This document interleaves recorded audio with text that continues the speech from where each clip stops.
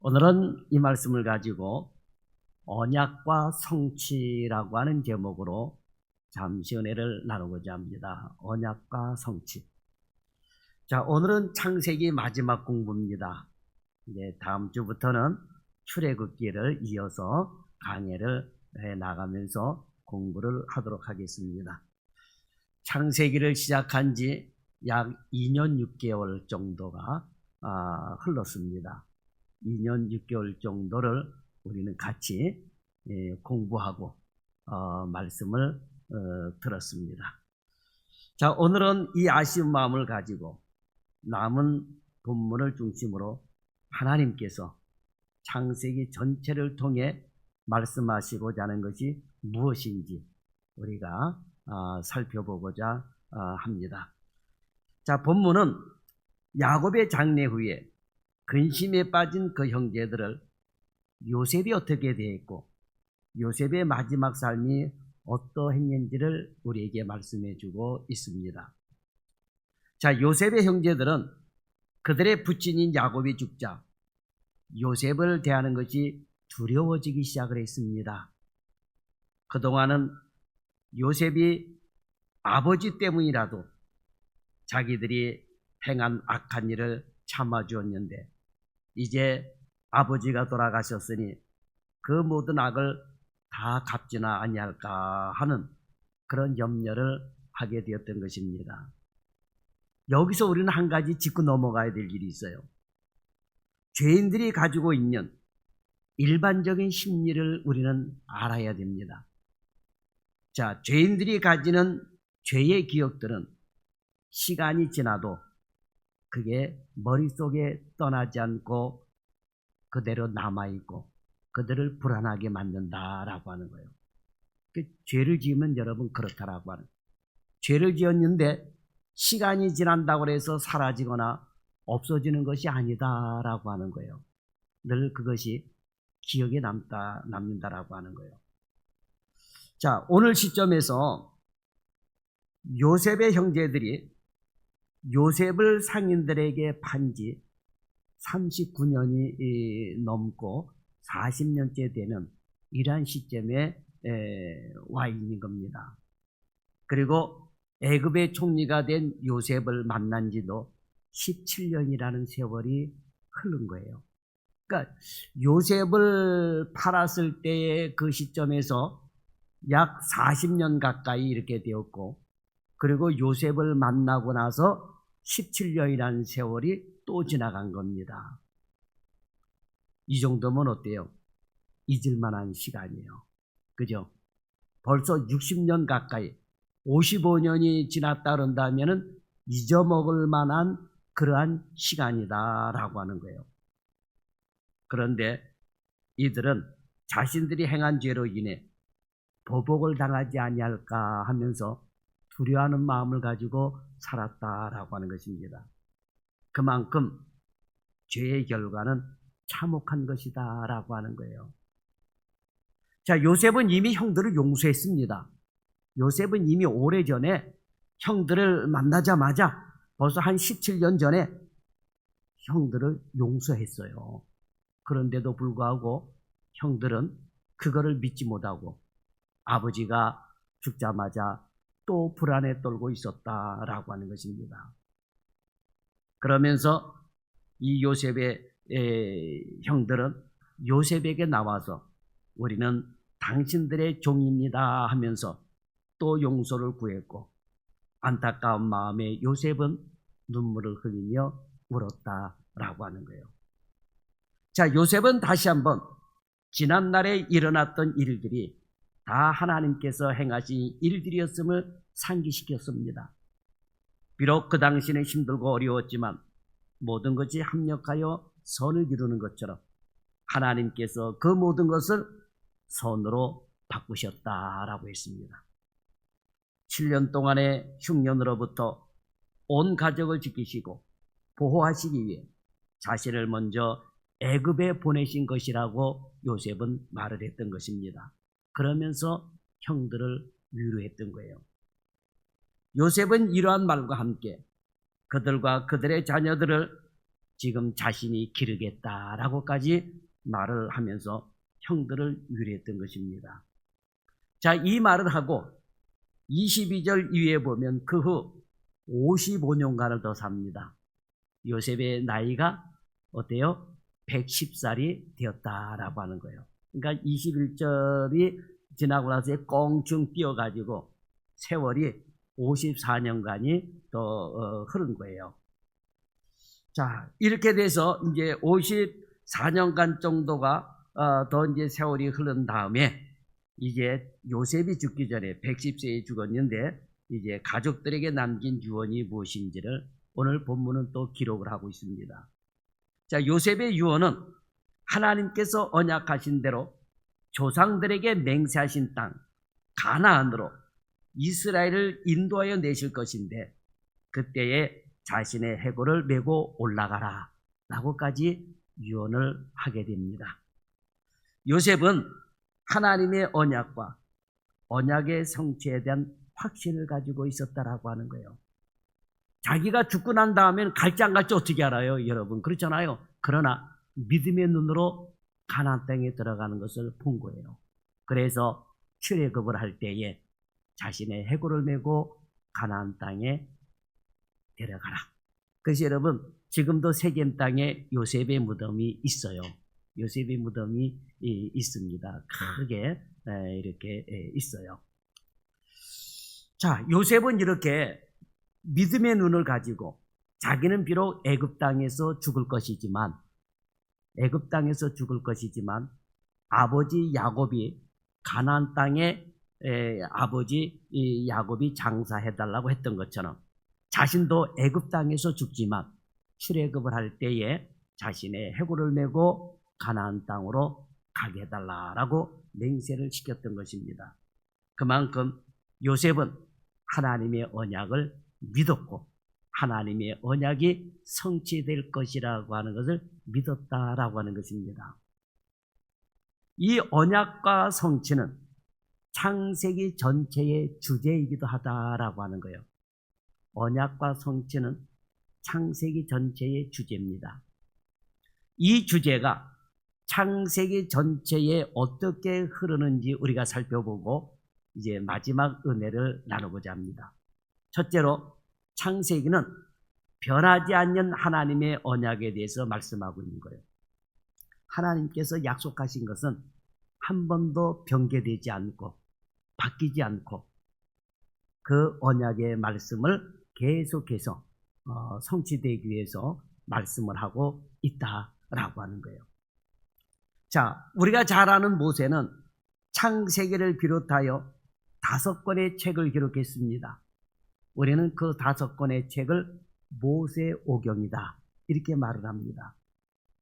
자, 모세오경은 두 부분으로 나누는데 모세 이전의 시기를 다루고 있는 창세기와 모세의 출생과 모세의 활동 시기를 다루는 출애굽기, 레위기, 민수기, 신명기 4권의 책으로 나누어집니다. 창세기는 족장 이전의 역사를 다루는 1장부터 11장까지와 아브라함을 비롯한 족장들을 다루는 나머지 부분으로 나눠졌다라고 하는 거예요. 그러니까 1장부터 11장까지는 족장 이전의 시대, 이전의 시대에 있었던 그런 사건을 기록하고 있고 역사를 기록하고 있고 12장부터는 아브라함을 비롯한 족장들을 다루고 있다라고 하는 거예요. 자, 그러면 족장 이전의 역사를 다루는 1장부터 11장까지는 무엇을 말씀하고 있는 것일까요? 창조와 타락이 주된 중요한 주제입니다.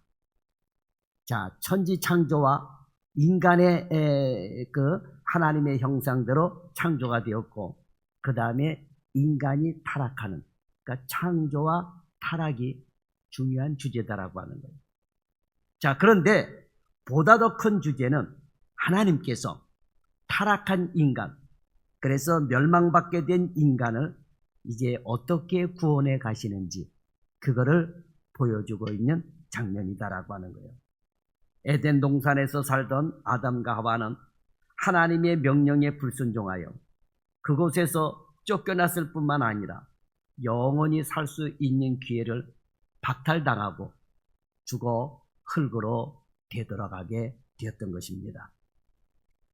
자, 다른 여러 가지 형벌이 있었지만 무엇보다 참혹한 것은 아담 한 사람으로 말미암아 죄가 세상에 들어오고 죄로 말미암아 사망이 왔다라고 하는 거예요. 이게 여러분 우리 인간 삶에 있어서 가장 비참한 거예요.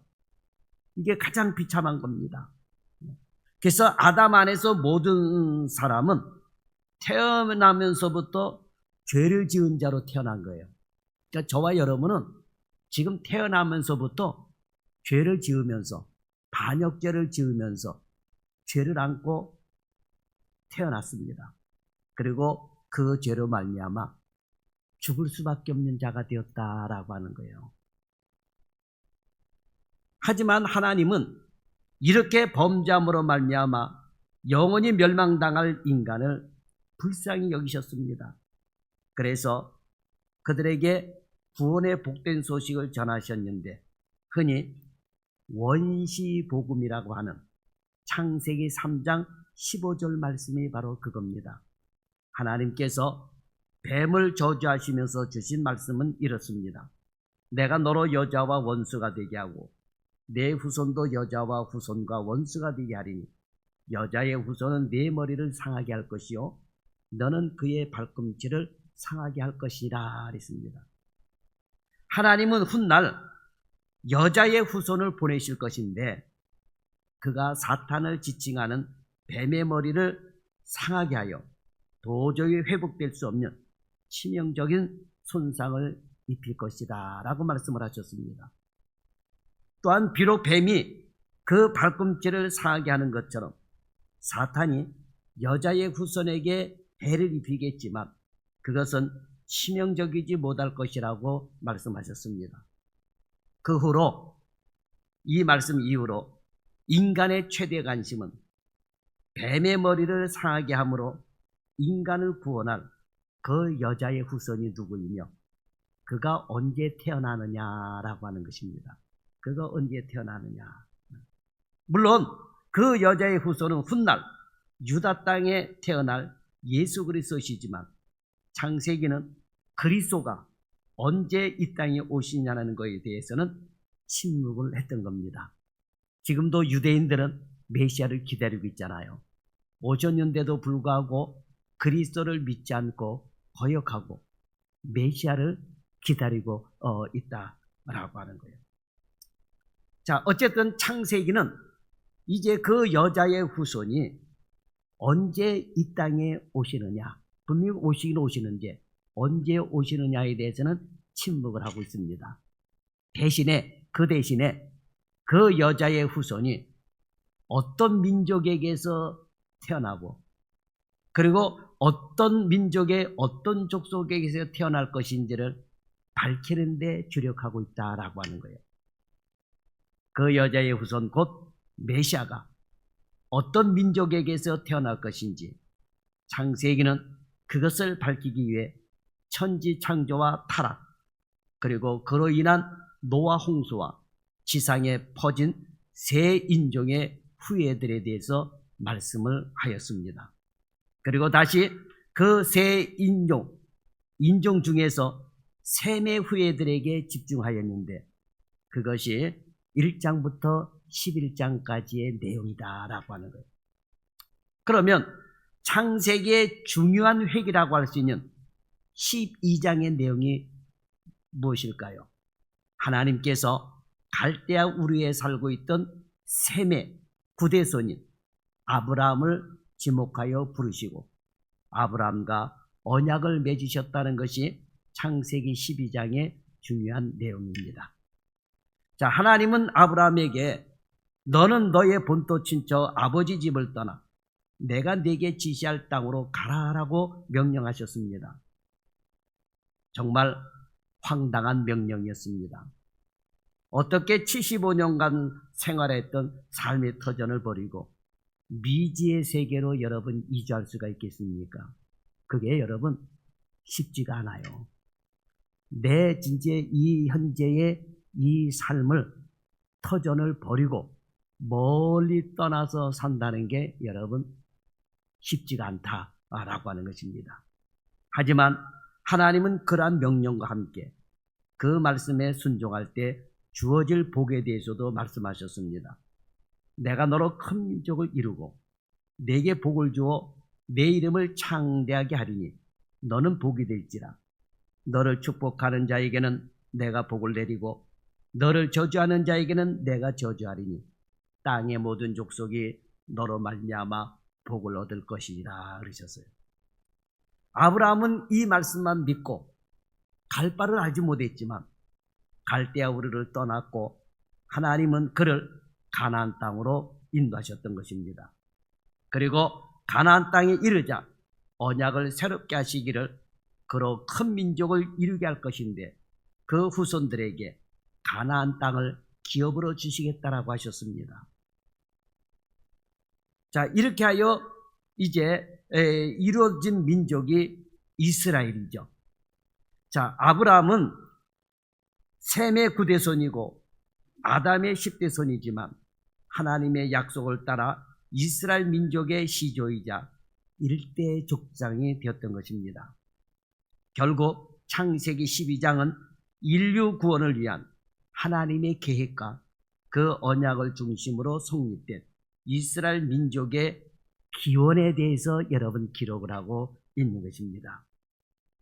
자, 창세기 12장 이후 끝까지 아브라함부터 시작된 여러 족장들의 생애를 기록하고 있는데 그 분량은 창세기 전체 분량 중 4분의 3을 차지하고 있다라고 하는 것입니다. 그만큼 족장들의 생애는 창세기에서 매우 큰 비중을 차지하고 있다라고 하는 것입니다.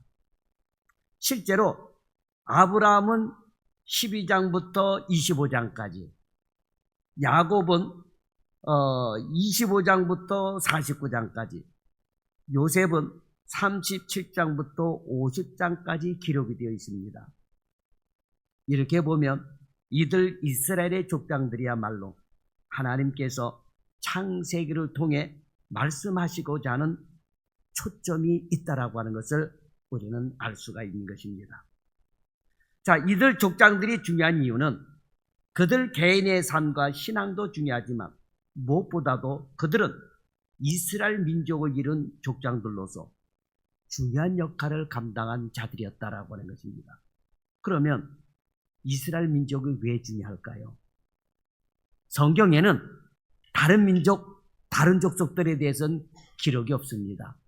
오직 내려가는 게 이스라엘 민족을 중심으로 해서 쭉 내려가고 있습니다. 그럼 이스라엘 민족이 왜 중요합니까? 하나님께서 인류에게 주신 구원의 약속이 이스라엘을 제사장 나라 삼으심으로 성취되어 가기 때문에 중요한 거예요. 어떤 사람은 그래요. 목사님 성경 읽어봐야, 구약 성경 전체 읽어봐야 이스라엘 역사인데, 우리는 우리나라 역사도 외우기 힘든데 뭐 이스라엘 역사를 왜 공부합니까? 이러면서 불필요하게 얘기를 하는 분들이 의외로 많아요. 그러나 하나님께서 창세기를 통해 이스라엘 민족의 역사를 쭉 내려가면서 기록을 해주신 것은 이스라엘을 제사장 나라 삼으심으로 하나님의 구원의 역사가 성취되어 가는 것이기 때문에 여러분 중요한 거예요. 성경은 왜 우리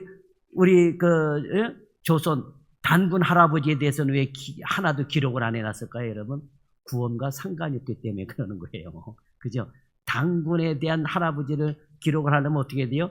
단군 신화서부터 황당한 얘기를 여러분 해야 되고, 그렇지 않습니까, 여러분? 곰이 마늘을 먹고 100일 동안 이 햇빛을 보지 않고 마늘하고 쑥을 먹게 되면은 사람이 된다 해가지고 예쁜 여자로 둔갑이 돼가지고 하나님의 아들 환웅과 결혼해서 태어난 사람이 단군 할아버지다 이러는데, 여러분 만약에 이런 게 성경에 실린다 그런다면 얼마나 황당하겠습니까, 여러분? 그렇잖아요.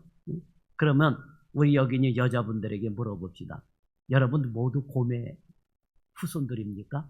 곰이 예쁜 여자로 변해가지고 여러분 그 여자가 된 겁니까? 그러면 지금도 장가 못 가는 아들들 곰 한 마리 데려다가 비싸게 곰 한 마리 데려다가 골방 속에 가둬두고 마늘하고 100일 동안 쑥 먹이면 여러분 예쁜 여자가 될 것 아니에요, 여러분. 그렇지 않습니까? 그러면 그때는 그렇게 해서 곰이 사람이 됐는데 지금은 곰이 사람이 안 됩니까?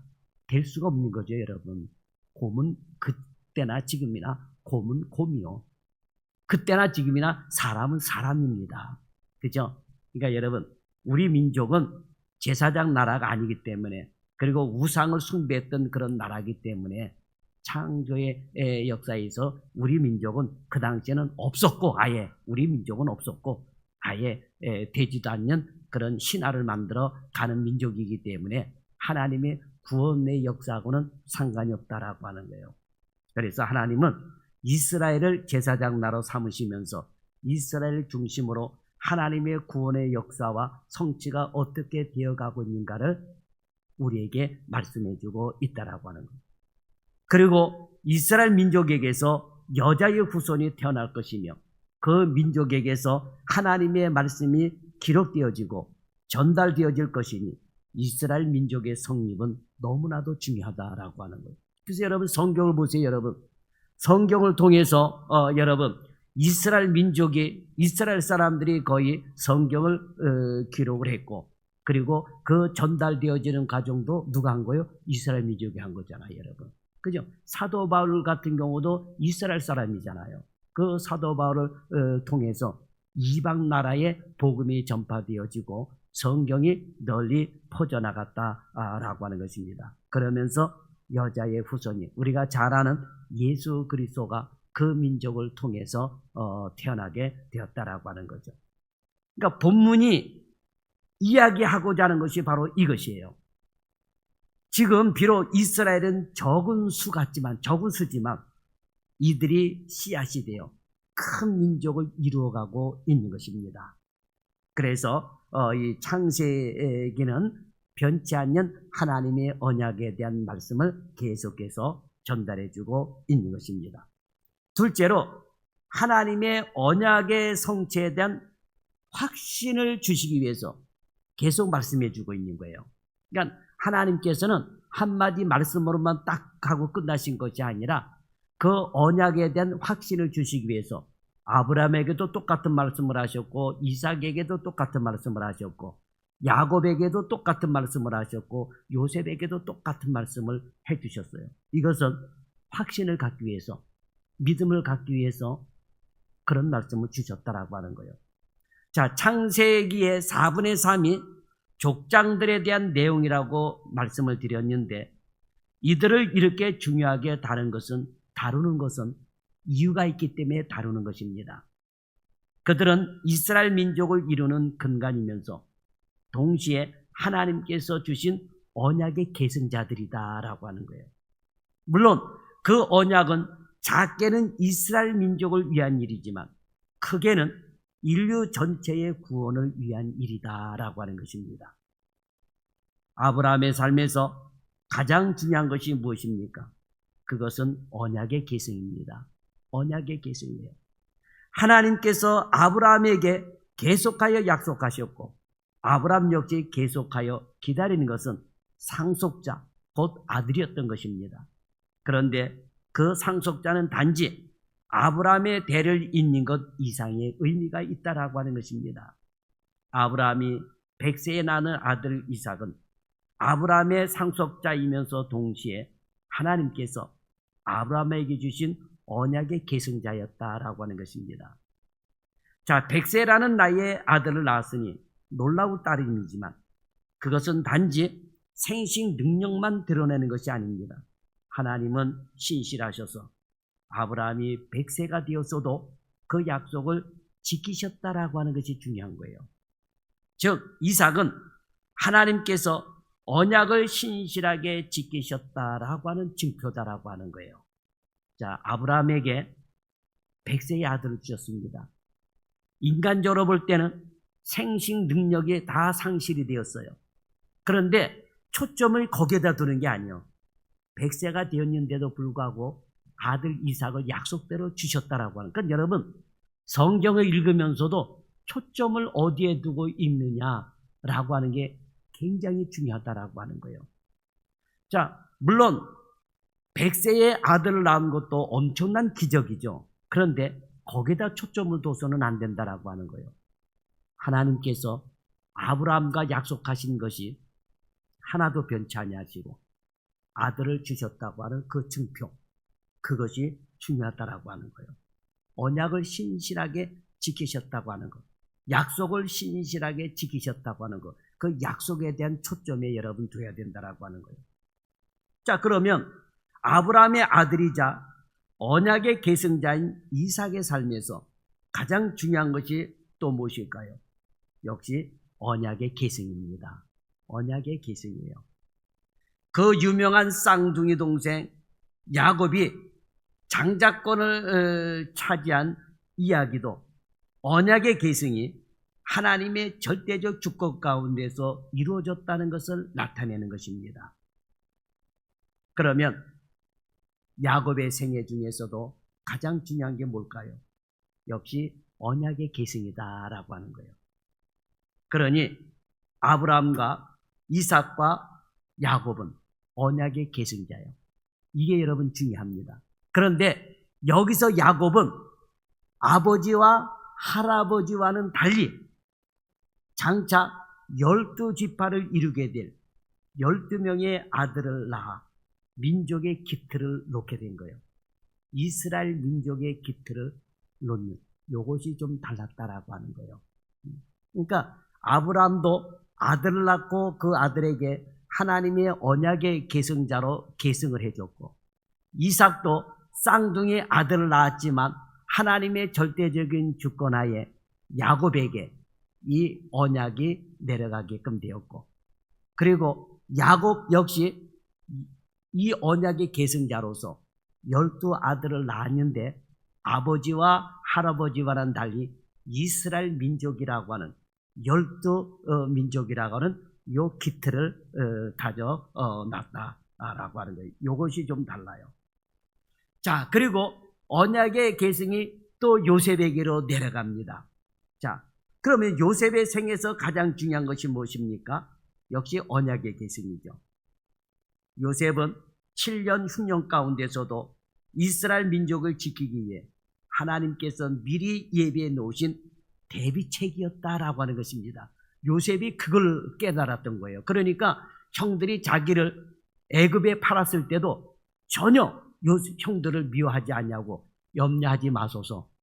나를 애굽 땅에 미리 보내신 것은 우리 민족을 살리기 위해서 나를 애굽 땅에 미리 보내신 것이니 형들은 나를 애굽 땅에 팔았다고 해서 자책하지 마십시오. 이게 하나님이 하신 일이다 하면서 형들을 위로할 수가 있었다라고 하는 것이죠.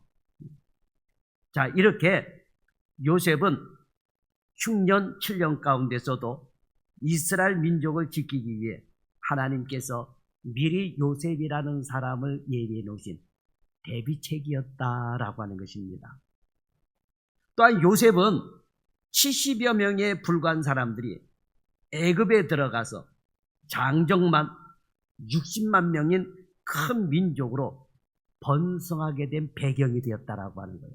그러니까 여러분, 요셉이 아니면 이 애굽 땅에 70여 명이 들어가 가지고 430년 만에 장정만 60만 명이 되는 어마어마한 수를 이룬다는, 이거는 꿈에도 생각하지 못할 일인데 이렇게 될 수 있도록 배경이 되어줬다라고 하는 거예요. 본문 22절은 요셉이 그 아버지의 가족과 함께 애굽에 거하여 110세를 살았다고 했습니다. 자, 야곱이 애굽에 들어올 때에는 온 친족이 사도행전 7장 14절에 보면 75명이었지만 애굽에서 430년간 머물러 있는 동안 어마어마하게 번창을 했다라고 하는 것입니다. 자, 그들이 알든 모르든 하나님은 그 조상들에게 맹세하신 것을 성취하여 가셨고 인류에게 약속하신 구원의 계획 역시 성취하며 가셨던 것입니다. 창세기는 하나님의 그 일관되고 한없는 사랑의 행보에 대해서 이렇게 기록을 하고 있는 것입니다. 중요한 것은 이스라엘의 족장들이 이러한 언약의 성취에 대하여 흔들림 없이 믿었다라고 하는 것입니다. 아브라함이 하나님께서 주신 약속을 믿고 갈대아 우르를 떠났던 것처럼 이삭 역시 그 약속이 성취되리라는 것을 확신하며 살았던 것입니다.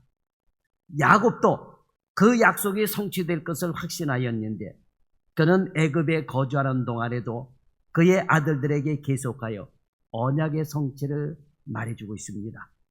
창세기 48장 21절에 보면 하나님이 너희와 함께 계시사 너희를 인도하여 너희 조상의 땅으로 들어가게 하신다라고 말씀을 했습니다. 야곱은 죽는 순간에도 가나안에 자신을 장사하라고 하면서 후손들에게 가나안이 어떤 땅인지에 대한 기억을 새롭게 해줬던 것입니다. 요셉 역시 언약의 성취를 확신하였습니다. 심지어 이스라엘 자손들에게 맹세시켜 이르기를 나중에 출애굽을 할 때 자신의 해골을 메고 올라가겠다 하라라고 하면서 맹세를 시켰던 것입니다. 출애굽기 12장 40절에서 41절에 보면 이스라엘 자손이 애굽에 거주한 지 430년 만에 애굽 땅에서 나왔다 그랬습니다. 나왔습니다. 그리고 출애굽기 13장 19절에 보면 모세가 요셉의 해골을 가지고 나옵니다. 가지고 나와요. 그리고 여호수아가 가나안 땅을 정복하면서 여호수아서 24장에 가보게 되면 세겜 땅에 이 요셉을 거기에다가 장사를 하게 되는 것입니다.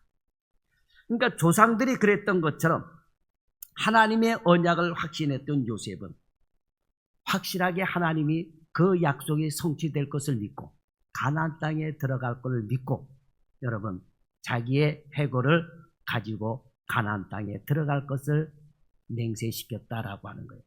그러니까 요셉은 죽으면서도 자기가 언제 가나안 땅에 들어갈지 몰랐던 거예요. 몰랐습니다, 여러분.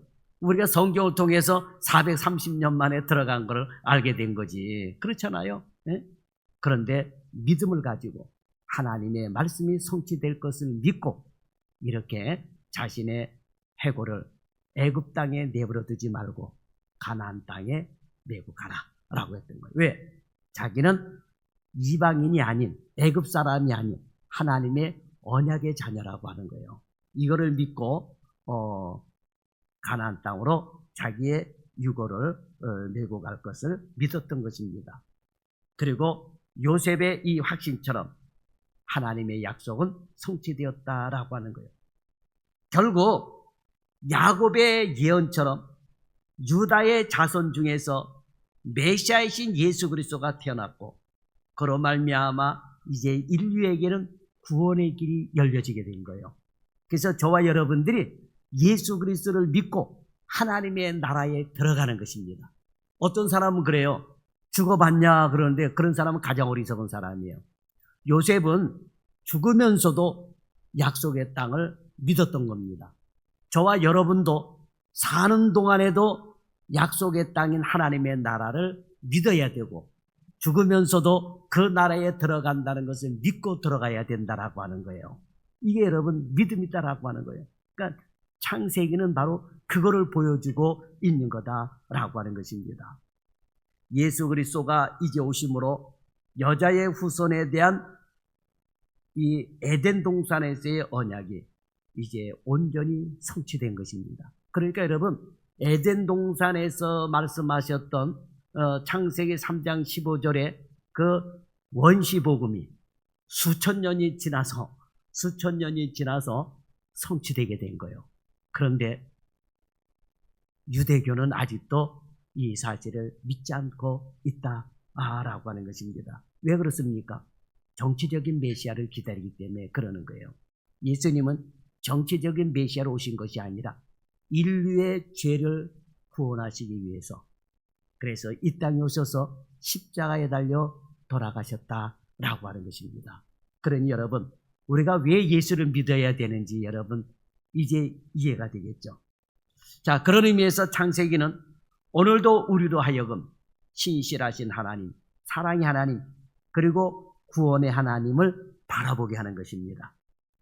우리도 구원의 하나님, 언약의 하나님을 믿고 흔들지 말고 하나님의 약속의 땅 가나안을 바라보며 출애굽했던 이스라엘 백성들처럼 오늘도 저와 여러분은 하나님의 나라를 바라보며 찬양하는 성도들이 되시기를 주님의 이름으로 축원합니다. 그러면서 창세기를 마치도록 하겠습니다. 기도하겠습니다. 하나님 감사합니다.